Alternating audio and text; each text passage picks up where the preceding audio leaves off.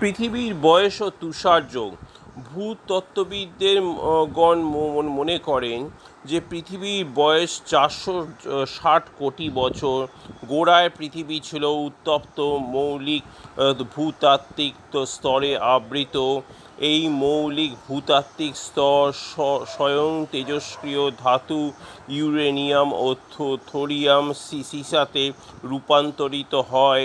এই রূপান্তর হিসেবে অনুযায়ী পৃথিবীর বয়স নির্ণীত হয়েছে। পৃথিবীর বয়স অর্থের পরিমাণকাল 260 কোটি বছর ওই উত্তপ্ত মৌলিক স্তরে আবৃত ছিল। তারপর পৃথিবী ক্রমশ শীতল হতে আরম্ভ করে। পৃথিবীর স্তর শীতল হয়ে যে শিলায় রূপান্তরিত হয় তাকে বলা হয় অর্কিয়ান শিলাবিন্যাস। এই স্তরেরই বিবর্তনে কোনো এক সময় ভারতে মধ্য অঞ্চলকে আলোড়িত করে মাথা তুলে দাঁড়ায় বিন্ধ্যা পর্বত। দক্ষিণাত্যের মালভূমি অঞ্চলই ভারতের প্রাচীনতম অংশ। এরপরে সৃষ্টি হয় হিমালয় পর্বতমালা। হিমালয় ও বিন্ধ্যা এই দুই পর্বতের অন্তর্বর্তী অঞ্চলে আবির্ভূত উপত্যকা ছিল। প্রবাহিত হয় গঙ্গা নদী। এইভাবেই সৃষ্টি হয়েছিল জল ও স্থল। প্রাণ বা জীবন বলে তখন কিছু ছিল না। প্রাণ বা জীবনের প্রথম স্ফুরণ ঘটেছিল জলে, স্থলে নয়। জলজ প্রাণীগণই পৃথিবীর প্রাচীনতম প্রাণী। তার পরের যুগ সে সব প্রাণী আবির্ভাব ঘটে তা এই পৃষ্ঠার নিচে দেখানো হয়েছে। তা থেকে দেখা যাবে যে মানুষই জগতের সাম্প্রতিকতম জীব। মানুষের বয়স মাত্র 5 লক্ষ বছর। পৃথিবীর মোট বয়সের তুলনায় সেটা কিছুই নয়। ভূতাত্ত্বিক কর্মসূচি: সেনোজোইক, প্লাইস্টোসিন। 0.20 কোটি বছর পূর্বে প্রাণী ও উদ্ভিদ, কোপিনর ও মানুষ। প্লায়োসিন, মায়োসিন, অলিগোসিন, ইওসিন।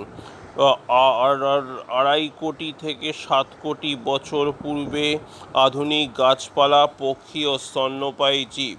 মেসোজোইক, ক্রিটেশাস, 13.5 কোটি বছর পূর্বে। জুরাসিক যুগ 18 কোটি বছর পূর্বে। আর ট্রায়াসিক যুগ 22.5 কোটি বছর পূর্বে।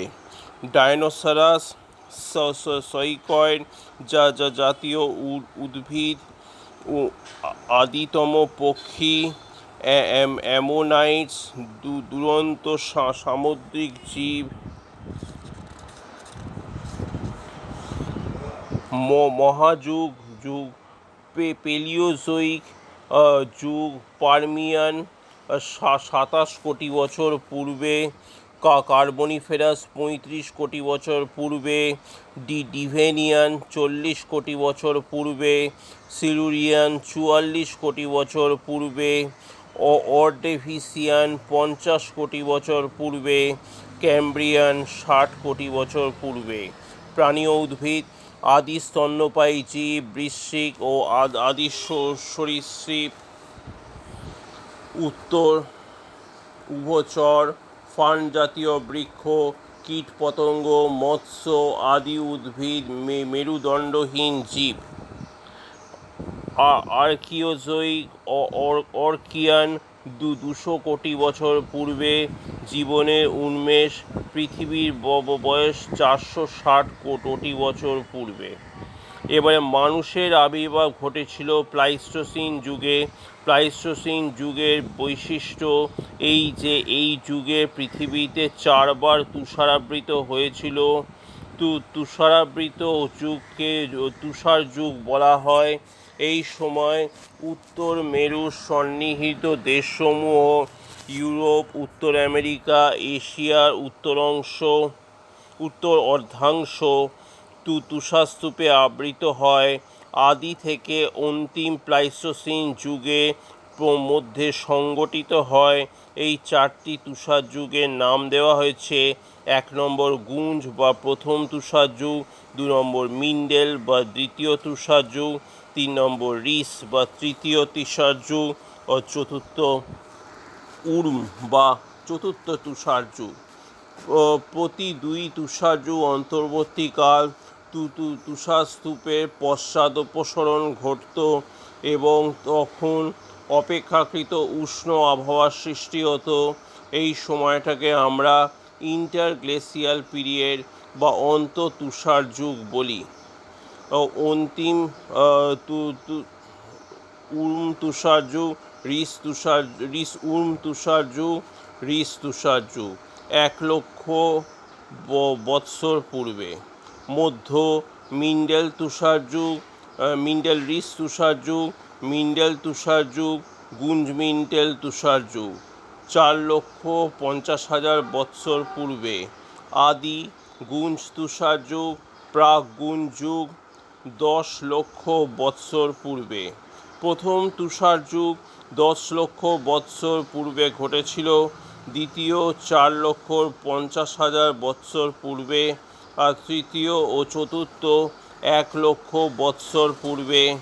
অবশ্য এই সময়কালের মধ্যে অন্তর্বর্তী ইন্টারগ্লেসিয়াল দশাগুলো ধরা হয়েছে। এখন বলা দরকার, যদি কেউ আফ্রিকা তুষারাবৃত হয়নি, তবু এই সময় পূর্ব আফ্রিকার অসাধারণ বাড়িপতন ঘটেছিল। প্রথম তুষার যুগ সময়কালে পূর্ব আফ্রিকার যে বাড়িপতন ঘটেছিল তার নাম দেওয়া হয়েছিল কাগেরান। দ্বিতীয় তুষার যুগের সময়কালে বাড়িপতনের নাম দেওয়া হয়েছে কামিসিয়ান। তৃতীয় তুষার যুগ সময়কালীন বাড়িপতনের নাম দেওয়া হয়েছে কাঙ্গেরান ও চতুর্থ তুষার যুগ সময়কালীন বাড়িপতনের নাম করা হয়েছে গ্যাম্বিয়ান। তুষারের আক্রমণ ও অবস্থান সম্বন্ধে একজন বিশেষজ্ঞ যা বলেছেন তা এখানে উদ্ধৃত করা যেতে পারে। তিনি বলেছেন, several theories have been put forward such as variation in the strength of solar radiation, sunspot activity causing increased snowfall and rainfall, a change in the position of the poles which would alter the seasons and have effect on the present polar ice caps seem to be large, but their fate over the next 10 or 20,000 years is unknown. Neither do we know whether the ice age is over. It may be that this is simply another interglacial phase prior to the spread of the new ice cap over the northern Europe and America.